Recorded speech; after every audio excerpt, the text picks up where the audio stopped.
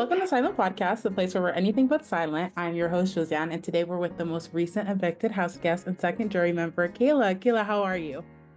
Hi, I'm good. I'm a lot better than I was yesterday. I think I've had a moment to sit with my feelings and write stuff down and talk to Goose and try to piece together what went wrong. And I feel in a lot better of a headspace today than I did yesterday, for sure. Well, that's good to hear. Well, I'm excited to talk to you and pick your brain about the game. So my first question for you was, what was your initial strategy going into the house, and how did that evolve once you actually started playing the game? I wanted to play as honest of a game as possible. That's key to say. And I also knew that I wanted to be as loyal as I could have been as well, which I do think that I was successful in, or tried to be. Maybe too loyal. I also knew that I was going to be decently good at physical competitions, maybe not endurance, but things that had to do with puzzles or complex, races or whatever the case. So I wanted to have allies that thrived in other aspects of the game, the social aspect, the mental games. And I did think, even with hot chocolate, I think I found a good group of people that did that. We always said that me and Lex were like the POV warriors, like the little soldiers, and Spicy and Anthony ran the social game, and Avery was winning the HOHs. It worked. It was like a perfect oil machine. So I definitely think I was successful in finding the right allies for that. I think the blurred lines started to happen when the Girls Alliance started to come into play, and having to be loyal to hot chocolate. Me being loyal to hot chocolate meant I couldn't be as loyal to the Girls Alliance as I wanted to, but at least in my mind, there were three other girls from hot chocolate that were also in that alliance. So I knew that we were all kind of doing that together, at least. So it helped ease my mind that I couldn't be 1000% honest with them, but as honest as I could be, because we were being so loyal to our priority, which was hot chocolate. Well, you talked about the two major alliances that you were in, Big Sister and Hot Chocolate. I'm curious, who were your top three allies truly, and why? Definitely Spicy, Avery. Oh, that's a good question. Spicy, Avery. In different weeks, I would say that third person changed. Some weeks it was Bailey, and I really was rocking with her, and she was always on the same page, I think, with targets wise. So as long as it was never Lexus and Anthony that she wanted to go after, I was always rocking with her, like, let's do this thing. I think once movie Massacre happened, I tried to really develop a relationship with Lexus, because especially with Matt gone, I wanted her to feel included back into the girls, and I wanted to make her feel comfortable in that sense. But maybe I was too comfortable with what I said to her, and that kind of bit me in the ass a little bit.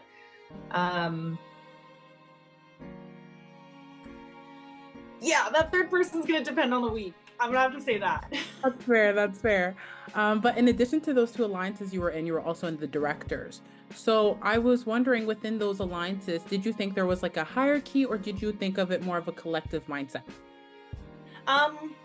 Definitely with the directors, it was easy because all five of us were in hot chocolate, like we're also in hot chocolate, and that was my number one priority, it was hot chocolate. So I think it definitely went hot chocolate, then the girls, because I wanted to keep Bailey in as long as possible, and then I would say director. So Goose, Matt, I think that was it. Yeah, that was it. So I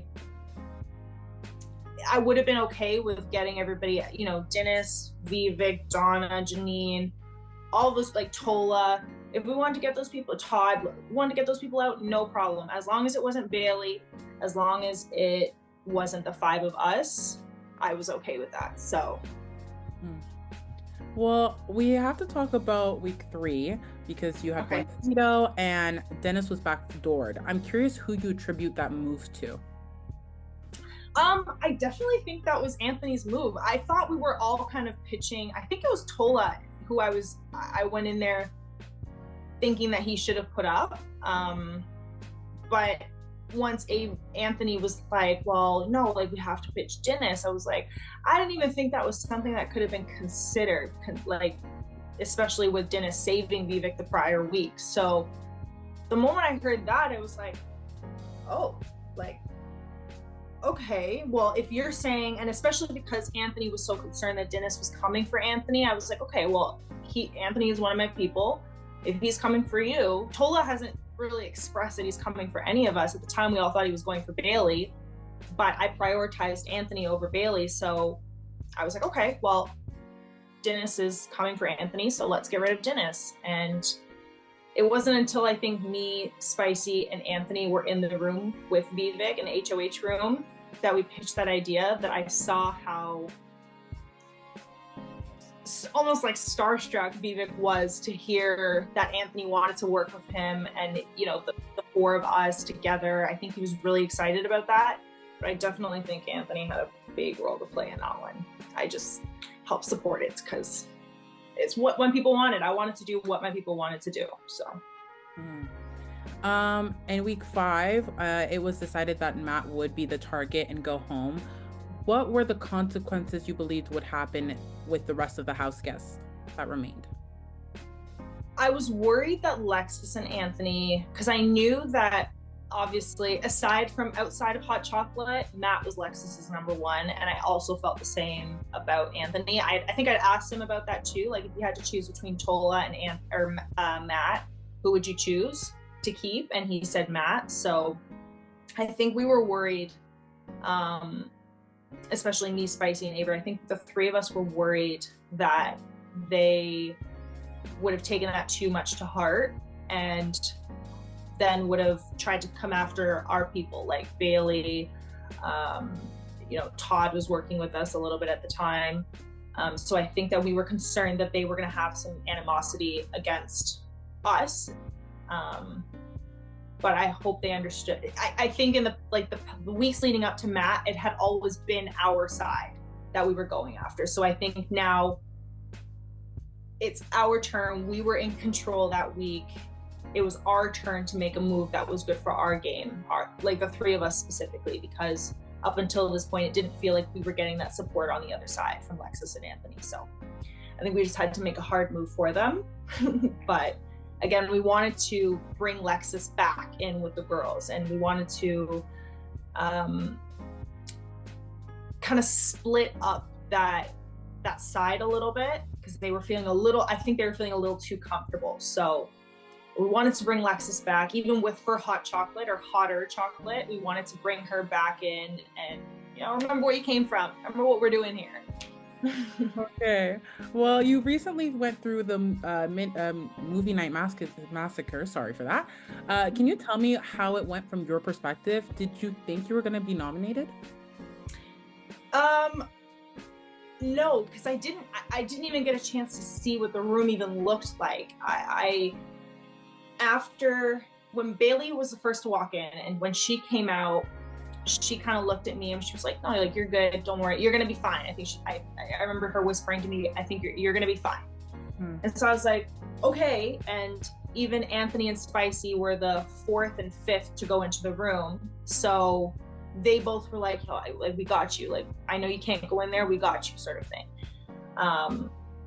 But it wasn't until I saw Tola came out of the room, and we had a decent relationship. He wasn't looking at me. I was like, okay. Like, everybody that walked in, and Todd walked in the room, he was sitting right in front of me.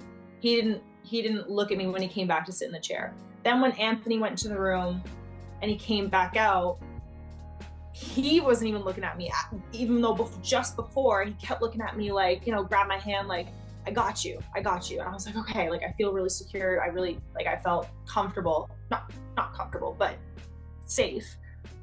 But then he wasn't looking at me, and I was like, oh shoot, kind of thing. And then it wasn't until Spicy walked into the room and she came out and she was like, true colors. She said something about like people's true colors or something like that. And then I was sitting behind her, And she was the only person to have looked at me out of all the people that went to that room and came out. She was the only person to have looked at me, and she looked at me and she went, like, nodded no. And instantly in that moment, seeing Spicy do that, I was like, okay, something has gone wrong here. And so I kept looking at Anthony, and then he pointed to Todd and Tola, and I knew that they were the second and third to go in. So I said something happened where they were not able to put me in a good position, Anthony and Spicy. And then when I saw the game board, I realized what had happened, and one person, you couldn't put your own name up, but you had to put somebody else's name on the board somewhere. I realized what happened, and instantly I knew it was Todd or Tola that put me on the block. I genuinely think it was Todd. I think Todd makes more sense in my eyes as to him putting me up, but I could be wrong. But I think it was Todd. I think it was Todd that put me up. Well, I want to play a little game with you before we leave. Okay. So it's a game of superlatives. I'll give you a superlative, and you can attribute it to one house guest. Okay. So the first one is, who do you think is the sneakiest player? Anthony. Who do you think is the most underrated player? Lexus. Who do you think is the most underestimated player? Spicy. Who do you think is the most at risk? Todd. Okay. Who do you think will win, or who do you want to win? I think, see, it's tough. Different reasons, but I think Anthony is in a good position to win. I think Avery is also in a good position, and I think Spicy is also in a good position.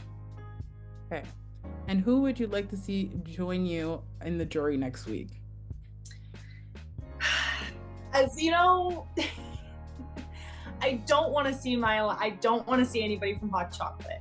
I don't. I want to see somebody like Todd or Tola, but I know that if one of the Hot Chocolate members does walk in that door, I will be saying, I told you so. I will be saying that. But I hope it's not them. I do hope it's Todd or Tola that walks through the door. Well, thank you so much, Kayla. We can't wait to see what you and the rest of the jury decide on finale night. Have a good one. Goodbye. Oh, thank you so much. Have a great day.